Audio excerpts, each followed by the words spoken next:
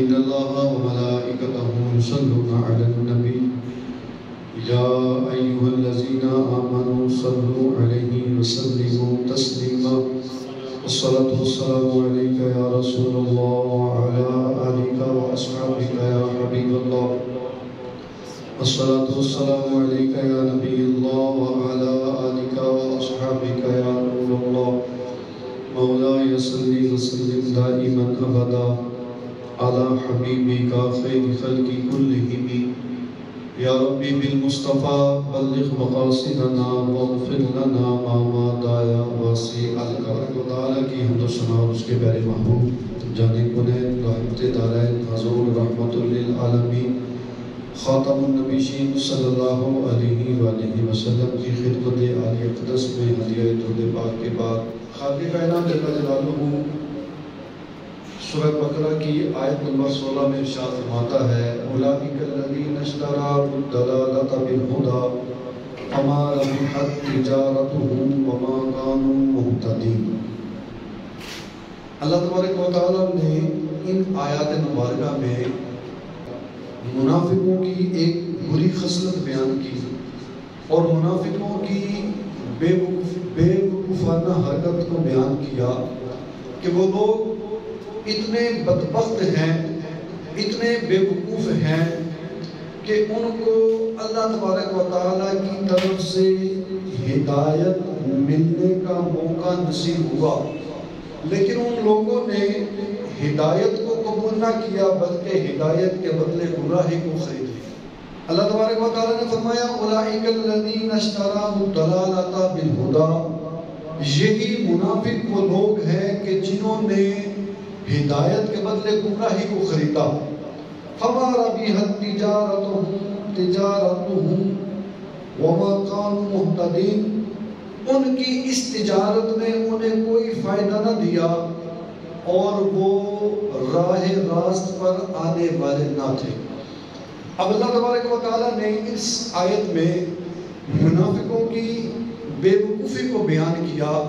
ان کی احمقانہ حرکت کو بیان کیا کہ اللہ تبارک و تعالیٰ نے نبی کریم صلی اللہ علیہ وسلم کا مبارک دور ان کو عطا فرمایا۔ حضور نبی کریم صلی اللہ علیہ وسلم دنیا میں تشریف لائے، انہوں نے پیارے آقا علیہ السلام کو دیکھا، ان کی زیارت کی۔ حضور علیہ السلام تشریف لائے، آپ نے اعلان نبوت کیا، آپ نے معجزات دکھائے، آپ نے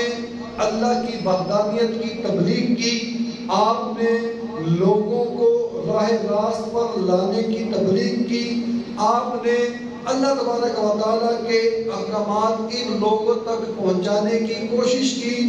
اور جو لوگ اس کوشش پر عمل کر کے کامیاب ہوئے اللہ تبارک و تعالیٰ نے انہیں تبارک و تعالیٰ نے پیارے نبی کا ان کو دور عطا کیا۔ یہ لوگ جو منافق لوگ ہیں کیسے بے وقوف اور بدبخت اور بد نصیب لوگ ہیں کہ حضور کی زیارت بھی کی، آپ نے اعلان نبوت کیا، جلوہ بھی دیکھا، آپ کے معجزات بھی دیکھے، آپ کے ساتھ مسجد نبوی میں حاضر بھی ہوتے، آپ کے پیچھے نمازیں بھی پڑھتے، آپ پہلے علیہ السلام جو صاحب قرآن ہے قرآن کی تلاوت کرتے تو مصطفیٰ کی زبان سے قرآن کی تلاوت بھی یہ سنتے۔ صحابہ مصطفیٰ صلی اللہ علیہ وسلم کے جن اعمال کو دیکھ کر ہدایت کے ستارے بن گئے، یہ بھی وہی اعمال کرتے تھے، لیکن دل میں کھوٹ یہ تھی کہ زبان سے تو یہ اسلام کا اظہار کرتے تھے اور ان کے دل کے اندر کفر کی گندگی پوشیدہ تھی۔ اب خود غور کریں کہ جو حضرات مصطفیٰ کے پیچھے نماز پڑھنے کی سعادت حاصل کر رہے ہیں،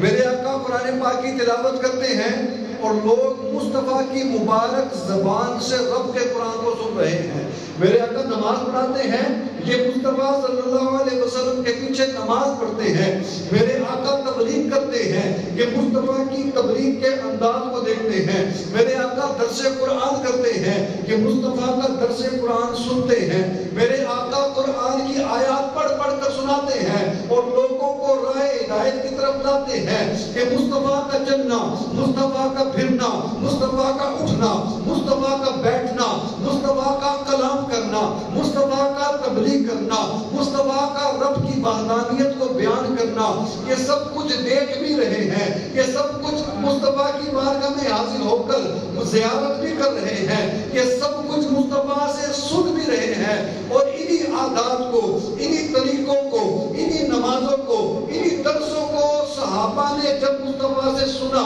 صحابہ نے جب مصطفیٰ کو کرتے دیکھا، صحابہ نے جب مصطفیٰ صلی اللہ علیہ وسلم کی مبارک زبان سے رب کی وحدانیت کا سنا، تو مصطفیٰ پر ایمان لا کر، قرآن پر ایمان لا کر، رب پر ایمان لا کر صحابہ ہدایت کے روشن ستارے بن گئے۔ اور دوسری طرف یہ منافق لوگ ہیں کہ انہوں نے وہی سیم معاملات دیکھے، وہی سیم معاملات کیے جو صحابہ کر کے ہدایت کے ستارے بن گئے، لیکن کیا ہوا کہ ان کے دل کے اندر کفر کا کھوٹ تھا۔ یہ زبان سے کلمہ طیبہ پڑھتے تھے، زبان سے کہتے تھے کہ ہم ایمان لائے، در حقیقت دل میں ایمان نہیں لاتے تھے، دل کے اندر ان کے ارادہ کچھ اور ہوتا تھا۔ مسلمانوں سے ملتے تو کہتے ہم تمہاری طرح ایمان لائے، اور جب اپنے لوگوں میں واپس جاتے تو جا کر کہتے اللہ کی آیات کا مفہوم ہے قرآن پاک کی ہے، کہتے ہم تو ان کے ساتھ مذاق کر رہے ہیں، ہم مسلمان کوئی نہیں ہوئے، ہم تو تمہارے ہی دوست ہیں۔ تو اس منافقت کی وجہ سے کہ زبان سے کچھ اور کہنا، اندر میں کچھ اور ہونا، زبان سے کچھ اور بات کہنا، دل کے اندر کچھ اور ہونا، اس منافقت کی وجہ سے مصطفیٰ کی زیارت بھی ملی، مصطفیٰ کے پیچھے نماز پڑھنے کی سعادت بھی ملی، مصطفیٰ سے رب کا قرآن بھی سنا، مصطفیٰ سے درس قرآن بھی سنا، مصطفیٰ سے رب کی وحدانیت کی تبلیغ بھی سنی، آپ کے معاملات کو بھی دیکھا، لیکن چونکہ دل میں منافقت تھی اس لیے مصطفیٰ کی زیارت کرنا، قرآن سننا سنانا، مصطفیٰ کے پیچھے نمازیں پڑھنا ان کو کوئی فائدہ نہ دے سکا۔ مصطفیٰ صلی اللہ علیہ وسلم کے پیچھے نمازیں پڑھنے کا ان کو کوئی فائدہ نہیں ہوا۔ کیوں؟ کیونکہ ان کے دل میں منافقت موجود تھی۔ تو اللہ تبارک و تعالیٰ نے ان آیات میں منافقوں کی اس بدنصیبی کو بیان کیا۔ اللہ فرماتا ہے اولئک الذین اشتروا الضلالۃ، یہی وہ لوگ ہیں کہ جنہوں نے ہدایت کے بدلے گمراہی کو خرید لیا۔ تورات میں، زبور میں، انجیل میں باقاعدہ مصطفیٰ صلی اللہ علیہ وسلم کی صفتوں کو ذکر تھا کہ جو اللہ کا آخری نبی ہوگا اس کی یہ شان ہوگی، جو اللہ کا آخری نبی ہوگا اس کی یہ عظمتیں ہوگی، یہ برکتیں ہوگی، یہ معجزات دکھائے گا، سب کچھ ذکر تھا۔ لیکن ان لوگوں کو نظر آیا کہ اگر مصطفیٰ پر ایمان لے آئے تو ہماری اپنی دکانداری بند ہو جائے گی، دکانداری بند نہ ہو جائے، اس چکر میں مصطفیٰ سے دشمنی رکھی، اور نتیجہ کیا ہوا کہ صحابہ مصطفیٰ کی پیروی کر کے جنت کے حقدار ہو گئے، اور یہ لوگ دل میں مصطفیٰ کے لیے بغض رکھ کے منافقت اختیار کر کے دوزخ کے حقدار ہو گئے۔ اور اللہ فرماتا ہے فَمَا رَبِحَتْ تِجَارَتُهُمْ، ان کی اس تجارت میں ان کو کچھ بھی فائدہ نہیں ملا۔ جو انہوں نے تجارت کی، اللہ نے ہدایت کا رستہ دیا، چاہتے تو اس ہدایت کے رستے پر عمل کر کے جنت میں جا سکتے تھے، جنت کے حقدار بن سکتے تھے، لیکن انہوں نے جنت کی حقداری کو قبول نہ کیا، بلکہ ہدایت کو گمراہی کے بدلے خرید کر جہنم کے حقدار بن گئے۔ غور کریں، ایک تاجر جب بھی کوئی سودا بیچتا ہے اس کی 100% یہ کوشش ہوتی ہے کہ جتنا میں نے سرمایہ کاروبار میں لگایا ہے اس سرمایہ کو تو واپس حاصل کرنا ہے، ساتھ ساتھ نفع بھی حاصل کرنا ہے۔ اور آج ہم بھی غور کریں، ہم میں سے ہر کوئی جس بھی فیلڈ سے تعلق رکھتا ہے،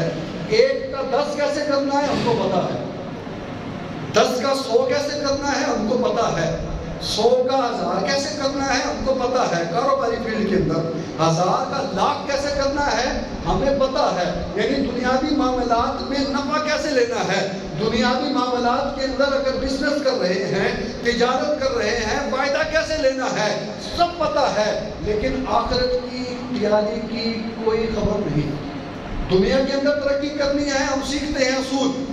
دنیا کی ترقی کے رازوں کو سیکھتے ہیں، جانتے ہیں، دنیا کے اندر ترقی کرتے بھی ہیں، پر قبر میں جا کر، پھر قبر کے بعد حشر میں جا کر ہم نے رب کی بارگاہ میں سرخرو کیسے ہونا ہے، اللہ کی بارگاہ میں عزت کیسے حاصل کرنی ہے، اللہ سے جنت کا پروانہ کیسے حاصل کرنا ہے، اس کو سیکھنے کی طرف ہم توجہ ہی نہیں کرتے۔ دنیا کا مال کیسے بڑھانا ہے ہم کو پتا ہے، لیکن قبر کو کیسے سنبھالنا ہے اس کی طرف ہماری توجہ کوئی نہیں۔ دنیا کا مال کیسے بڑھانا ہے ہم کو پتا ہے، لیکن حشر میں جب اولین اور آخرین جمع ہوں گے اور حکم ہوگا کہ اپنا نامہ اعمال پڑھ کر سناؤ، اور جب تک نامہ اعمال پڑھ کر نہیں سنایا جائے گا قدم ہٹانے کی اجازت نہیں ہوگی۔ دنیا کی ترقی کا بڑا سوچتے ہیں، لیکن اس آخرت کے اندر وہ جو اس وقت بندے کو محرومی ہوگی اور ساری دنیا کے سامنے اس کا تماشا بنے گا، اس محرومی سے بچنے کی کوئی ترکیب نہیں سوچتے۔ تو اللہ تبارک و تعالیٰ نے یہ کافروں کی صفت بیان کی، منافقوں کی صفت بیان کی کہ وہ نمازیں بھی پڑھتے رہے، وہ تلاوتیں بھی کرتے رہے، وہ قرآن بھی پڑھتے رہے، وہ ذکر بھی کرتے رہے، وہ مصطفیٰ کی محفلوں میں بھی آتے رہے، لیکن دل میں منافقت تھی۔ تو نمازیں پڑھنا، قرآن پڑھنا، ذکر کرنا، تسبیح کرنا، مصطفیٰ کے پیچھے آ کر نماز پڑھنا ان کو کوئی بھی فائدہ نہ دے سکا۔ آج ہم غور کریں، آج ہمیں دنیا کے سارے معاملات کا پتہ ہے، نمازیں ہم پڑھتے ہیں، نمازوں کو پڑھنے کا صحیح طریقہ نہیں آتا، دنیا کے ہر معاملات کا پتہ ہے، روزے ہم رکھتے ہیں، روزہ رکھنے کا صحیح طریقہ نہیں آتا، دنیا کے ہر معاملات کا پتہ ہے، زکوٰۃ فرض ہو گئی ہے، پھر بھی زکوٰۃ کس طرح دینی ہے ہمیں نہیں پتا۔ ہمارے مال میں 25,000 زکوٰۃ واجب ہو رہی، ہمیں 1,000 دے کر سمجھتے ہیں ہم نے حق ادا کر دیا، اور پوچھتے بھی نہیں ہیں کہ چلو کسی عالم دین سے جا کر پوچھ لیں کہ میرے پاس اتنے پیسے ہیں، بتائیں مجھ پر کتنی زکوٰۃ ہے، کیونکہ 25,000 ایک بندے پر زکوٰۃ ایک چھوٹا سا فگر بول رہے ہیں۔ آج کے دور میں جتنی مہنگائی ہو چکی ہے 25,000 کچھ بھی نہیں۔ 25,000 اگر بندے کو پتہ لگ جائے میں نے اپنے مال میں سے اللہ کی راہ میں دینا ہے، ایک اس کے دل سے ہائے نکلتی ہیں 25,000۔ وہ بھائی جس رب نے تجھے 25 دینے کے قابل کیا اس نے کروڑوں بھی تو دے رکھے ہیں۔ تو دنیا کے معاملات ہم سیکھتے ہیں، آخرت کے معاملات کی طرف کوئی پرواہ نہیں۔ آج ہم نمازوں پر غور کریں، نمازیں پڑھتے ہیں پر نماز صحیح طریقے سے کیسے پڑھنی کوئی پرواہ کوئی نہیں، روزے رکھتے ہیں، صدقہ دیتے ہیں، زکوٰۃ دیتے ہیں، اللہ کی راہ میں خرچ کرتے ہیں، سارے معاملات کرتے ہیں، لیکن صحیح طریقے سے کیسے کرنا ہے ہمیں کوئی پرواہ نہیں۔ آج ہم سودا دنیا داری کا کرتے ہیں، اس کے اندر بڑھنے کی کوشش کرتے ہیں، اور آخرت کے سودے کے اندر ہم گھاٹے کا شکار ہو جاتے ہیں۔ دنیا کے سودے کے اندر فائدہ حاصل کرتے ہیں، سیکھتے ہیں فائدہ کیسے حاصل کرنا ہے، اور جب بات آخرت کے سودے کی آتی ہے تو ہم گھاٹے کا شکار ہو جاتے ہیں۔ اور یہ بھی کریں کہ دنیا میں اگر نقصان ہو گیا کتنا ہونا ہے،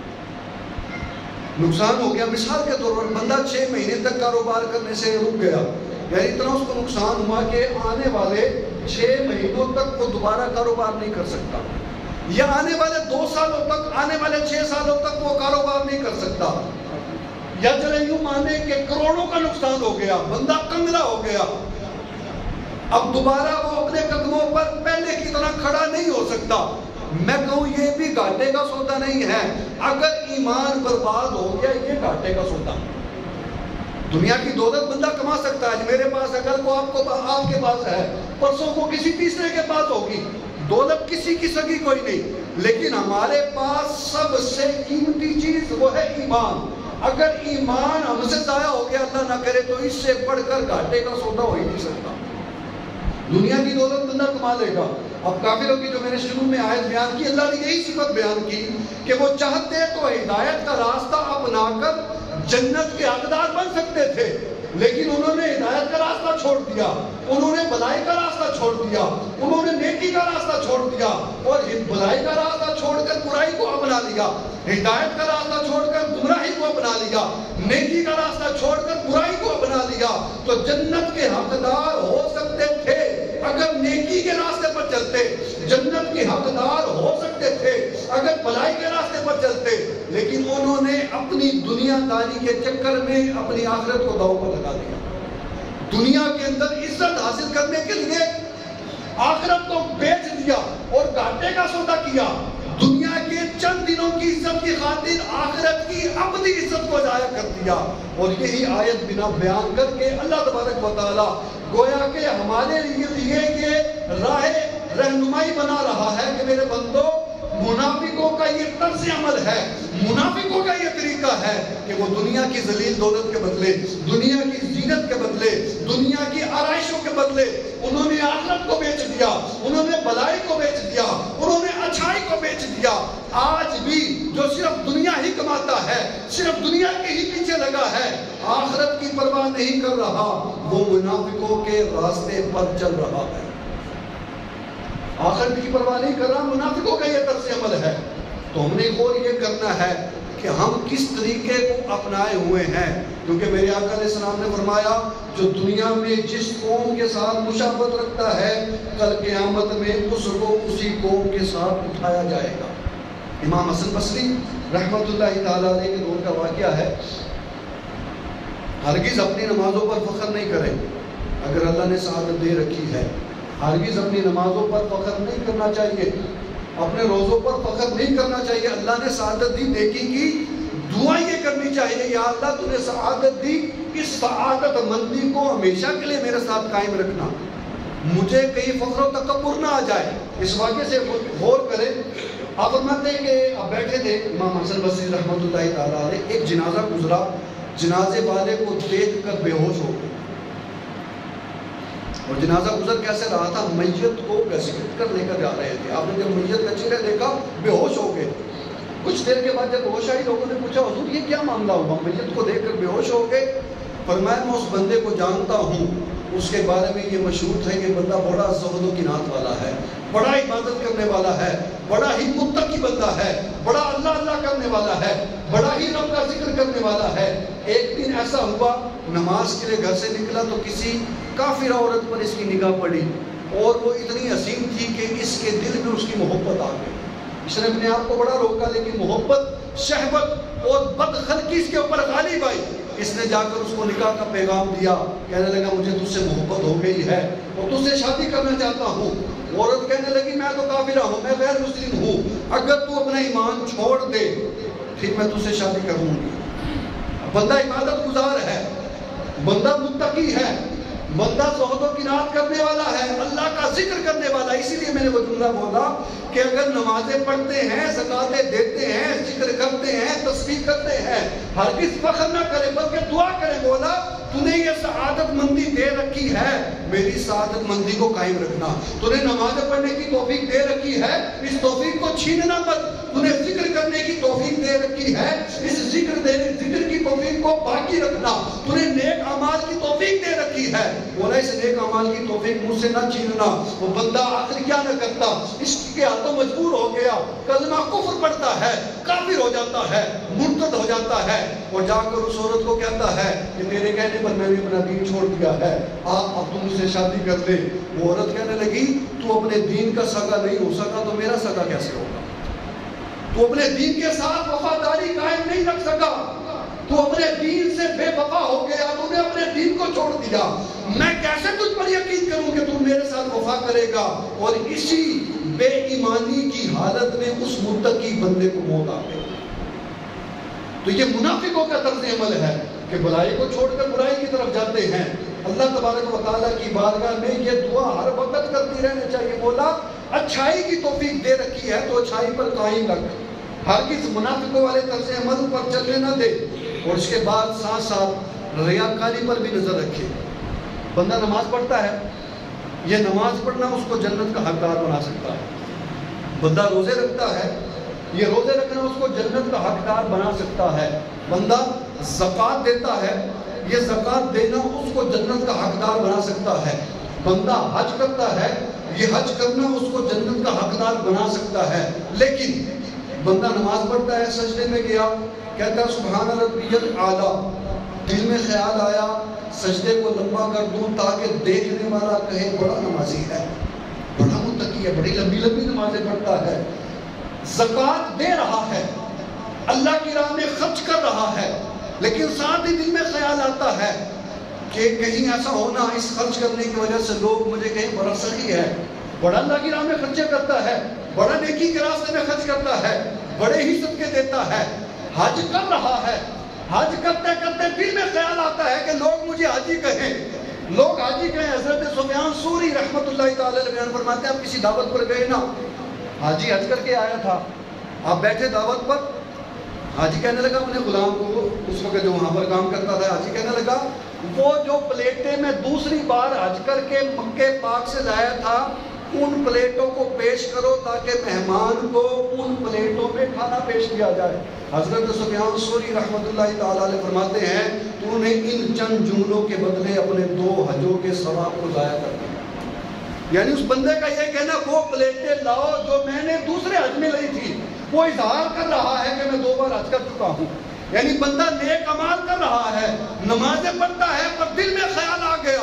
کہ بندہ کہیں نہ بڑا نمازی ہے. زکوٰۃ دیتا ہے، دل میں خیال آ گیا کہ بندہ مجھے کہیں بڑا سخی ہے. اللہ کی راہ میں حج کرتا ہے، دل میں خیال آ گیا کہ بندہ کہیں بڑا حاجی ہے، ہر سال ہی حج کو پہنچا ہوتا ہے. کسی غریب کی مدد کرتا ہے، دل میں خیال آ گیا کہ لوگ کہیں بڑا غریبوں کا ہمدرد ہے. کسی بیوہ بچیوں کی شادیاں کروا دیتا ہے، دل میں خیال آ گیا کہ لوگ کہیں بڑا ویلفیئر پر عمل کرنے والا ہے، بہت لوگوں کی مدد کرنے والا ہے. قیامت کے دن اس بندے سے فرمایا جائے گا کہ جو نمازیں پڑھتا ہوگا لیکن اللہ کی رضا کے لیے نہیں، لوگوں کو دکھانے کے لیے، جو زکوٰۃ دیتا ہوگا لوگوں کو دکھانے کے لیے، جو صدقہ کرتا ہوگا لوگوں کو دکھانے کے لیے، جو اللہ کی راہ میں خرچ کرتا ہوگا بلے بلے کروانے کے لیے، جو نیک اعمال کرتا ہوگا اس لیے کہ لوگ واہ واہ کرے. میرے آقا فرماتے ہیں قیامت میں کہا جائے گا جا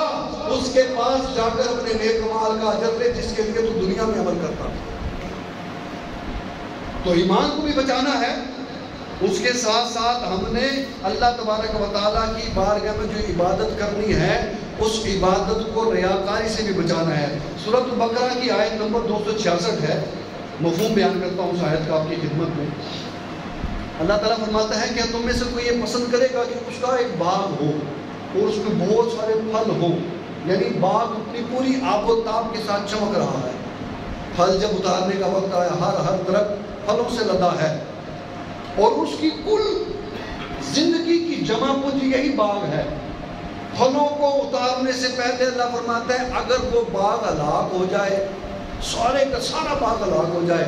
اس بندے کی کیا کیفیت ہوگی. یہ بیان کرنے کے بعد لکھا اب اس مثال کو پیش نظر رکھتے ہوئے اپنے اوپر غور کر اور تصور باندھے کہ ہم بوڑھے ہو چکے ہیں، ہاتھوں میں وہ جان باقی نہیں رہی وہ جو زمانے میں ہوتی ہے. ایک دکان ہے، ایک مکان ہے، اسی دکان اور مکان کے سہارے زندگی چل رہی ہے. اللہ تبارک و تعالیٰ نے نوازیاں دی، پوتے پوتیاں دی. یہ گھر کا اکیلا بندہ ہے کمانے والا، اور ابھی چھوٹے چھوٹے بچے ہیں جن کو اس نے پالنا ہے، لیکن وہ جو کمائی کا ایک واحد ذریعہ تھا وہ ہلاک ہو جاتا ہے. اب اس پر کیسے صدمے ٹوٹیں گے اس بوڑھے بندے پر کہ جس کے ہاتھوں میں اب جوانی والی طاقت نہیں رہی، اب وہ کام نہیں کر سکتا جس طرح جوانی میں کیا. اب بندہ غور کرے کہ اس کی کیفیت کیا ہوگی، اس کو کتنے صدمے آئیں گے کہ میں کیسے زندگی گزاروں. اب اس تصور کو قبر کی طرف موڑے کہ بندہ قبر میں جاتا ہے، موت کا وقت آ گیا، آنکھیں بند ہوئی، لوگ قبر میں دفنا کے واپس آئے، یہ مردہ جانے والوں کے قدموں کی آواز کو سن رہا ہے. قبر میں جب بندہ جاتا ہے اس کو دفنا کر جب لوگ واپس آتے ہیں، مردہ قبر کے اندر جانے والوں کے قدموں کی آہٹ سن رہا ہوتا ہے. میرے آقا کی حدیث ہے، یہ سن رہا ہے. اتنے میں سب چلے گئے، قبر کے اندر منکر نکیر آئے. اب اس قبر میں جانے والے کو بڑا ناز ہے، میں تو نمازیں پڑھتا تھا، میں تو زکاتیں دیتا تھا، میں تو نیک اعمال کرتا تھا، میں تو صدقے دیتا تھا، میں تو اللہ کی راہ میں خرچ کرتا تھا، میں تو غریبوں کی مدد کرتا تھا، میں تو تہجد بھی پڑھتا تھا، میں تو اشراق و چاشت بھی پڑھتا تھا، میں فرضوں کے ساتھ ساتھ نفلی عبادت بھی کرتا تھا، میں فرض روزوں کے ساتھ ساتھ نفلی روزے بھی رکھتا تھا، زکات کے ساتھ ساتھ اللہ کی راہ میں ویسے بھی صدقہ کرتا تھا، میں نے تو اتنی مسجدیں بنوائی تھی، میں نے تو مدرسہ بنایا تھا، بلکہ 5 مدرسوں کا نظام میں ہی چلا رہا تھا. اس بندے کو یہ خوش فہمی ہے اور قبر کے اندر ابھی پرسکون ہے، لیکن ساتھ ہی پتہ چلتا ہے کہ اس نے دنیا کے اندر یہ سارے اعمال ریاکاری کے لیے کیے تھے. اب سوچو اس قبر کے اندر اس بندے کا کیا ہوگا کہ دنیا میں نیک اعمال کیے لیکن نیک اعمال ریاکاری کی نظر ہو گئے. اب قبر میں اس بندے کا کیا حال ہوگا؟ پھر بندہ حشر میں جا کر سوچے اس تصور کو کہ حشر میں بندہ بڑا چین کے ساتھ حاضر ہونے جا رہا ہے کہ میری بڑی نمازیں ہیں، میری بڑی زکاتیں، بڑے نیک اعمال ہیں، پر وہ نمازیں، وہ زکاتیں، وہ نیک اعمال ریاکاری کی نظر ہو گئے، دکھلاوے کی نظر ہو گئے. تو قیامت میں کیا معاملہ ہوگا؟ انہی چیزوں کو اللہ تبارک و تعالیٰ نے قرآن پاک میں بیان فرمایا. اللہ فرماتا ہے منافقوں کی بھی یہی عادت ہے کہ وہ اوپر سے کچھ اور ہے، زبان سے کچھ کہتے ہیں، زبان سے بڑا اللہ اللہ کیا کرتے رہے. صحابہ مصطفیٰ کے دور میں، صحابہ کے دور میں جو منافق تھے حضور کے پیچھے نمازیں پڑھتے رہے، حضور سے قرآن سنتے رہے، حضور سے دین سیکھتے رہے، زبان سے کلمے کا ورد کرتے رہے، اور دل میں منافقت تھی، دل میں کفر تھا، دل میں اللہ کی رضا نہیں تھی. اور میں جس طرح ان لوگوں نے بدائی کو برائی کے بدلے, نیکی کو برائی کے بدلے, نیکی کو گناہ کے بدلے, اچھائی کو برائی کے بدلے ضائع کر دیا, اسی طرح وہ لوگ جو نیکیاں کرتے ہیں لیکن دل میں دکھلاوا آ جاتا ہے, وہ اپنی نیکیوں کو دکھلاوے کی وجہ سے ضائع کر دیتے ہیں. اور پھر بندہ کہتا ہے ہم اکیلے آئے ہیں اور دنیا سے اکیلے ہی جانا ہے. پتہ ہے بعض کا یوں ہوتا ہے, بندہ کہتا ہے جی ایک دل کرتا ہے میں ایک کام کر لواں, ایک دل کرتا ہے کہ ایک کام نہ کرا. حالانکہ سینے میں تو دل ایک ہی ہے, دو دل نہیں ہے. یہ بات اپنی جگہ درست ہے, لیکن ایسا کیوں ہوتا ہے جس کی وضاحت میں کرتا چلوں. جب بندہ کوئی بھی پیدا ہو اس کے ساتھ ایک ہمزاد پیدا ہوتا ہے. ہمزاد مطلب کوئی بھی بچہ پیدا ہو اس کے ساتھ ہی شیطان کی طرف بھی ایک بچہ پیدا ہوتا ہے, یعنی شیطان پیدا ہوتا ہے. اور اس کے ساتھ ساتھ اس بچے کے ساتھ جو دنیا میں آیا اس کے ساتھ ایک فرشتہ بھی پیدا ہوتا ہے جس کو ملہم کہا جاتا ہے. ہمزاد شیطان, ملہم فرشتہ. اب ہمزاد کا کام یہ ہے یہ پوری زندگی جس کے ساتھ یہ پیدا ہوا اس کو برائی کی طرف بلاتا رہتا ہے. اور ملہم جو فرشتہ ہے اس کا کام یہ ہے کہ جس کے ساتھ یہ پیدا ہوا اس کو پوری زندگی بھلائی کی طرف ابھارتا رہتا ہے. اب جب بندہ بعض اوقات کسی مسئلے میں پریشان ہوتا ہے, بندہ کہتا ہے جی ایک دل کرتا ہے میں نماز ابھی پڑھ لوں, ایک دل کہتا ہے نہیں ٹھہر کے پڑھ لوں گا, ایک دل کہتا ہے میں ابھی اللہ کی راہ میں صدقہ کر دوں, ایک دل کرتا ہے نہیں ابھی نہیں کرتا تھوڑی دیر بعد کر دوں گا, ایک دل کرتا ہے آج 1000 روپے اللہ کی راہ میں صدقہ کرے, ساتھ ہی دل کر نہیں 1000 زیادہ ہو جانا ہے 500 کر دیں گے, 500 کر دیتے ہیں. یعنی بندہ کہتا ہے جی ایک دل یوں ہو رہا ہے ایک دل یوں. علماء نے لکھا برائی کی طرف اگر دل مائل ہو رہا ہے وہ اس ہمزاد کی وجہ سے مائل ہوتا ہے جو اس بچے کے ساتھ پیدا ہوا. یعنی ہم میں سے دنیا میں جو بھی آیا ہم میں سے ہر ایک کے ساتھ ایک ہمزاد ہے اور ایک ملہم ہے. ہمزاد پوری زندگی مرنے تک برائی کی دعوت دیتا رہتا ہے اور وہ جو ملہم فرشتہ ہے وہ پوری زندگی بھلائی کی دعوت دیتا رہتا ہے. اسی وجہ سے انسان کا دل بعض کا ڈاواں ڈول ہوتا ہے, کہتا ہے یہ کر لوں, ایک دل کر رہا ہے اور ایک دل کر رہا ہے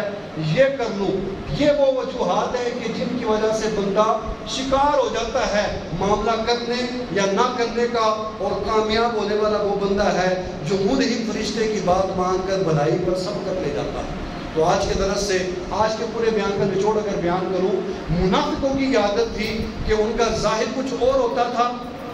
ان کا ظاہر کچھ اور ہوتا تھا, باطن کچھ اور ہوتا تھا. مسلمانوں کی عادت تھی کہ جیسے وہ ظاہر میں ہے ویسے ہی وہ باطن میں ہے. آج ہم نے دیکھنا یہ ہے کہ ہم کس ڈگر پر ہیں, ہم مسلمانوں والی ڈگر پر ہیں یا منافقوں کی ڈگر پر ہیں. اگر منافقت کی ڈگر پر ہیں تو خدا را واپس آئیں, مسلمانوں کی ڈگر پر ہیں تو اللہ سے دعا کریں مولا میرے اس راستے کو سلامت رکھنا اور مرتے دم تک مجھے اس راستے پر قائم رکھنا. اللہ پاک عمل کرنے کی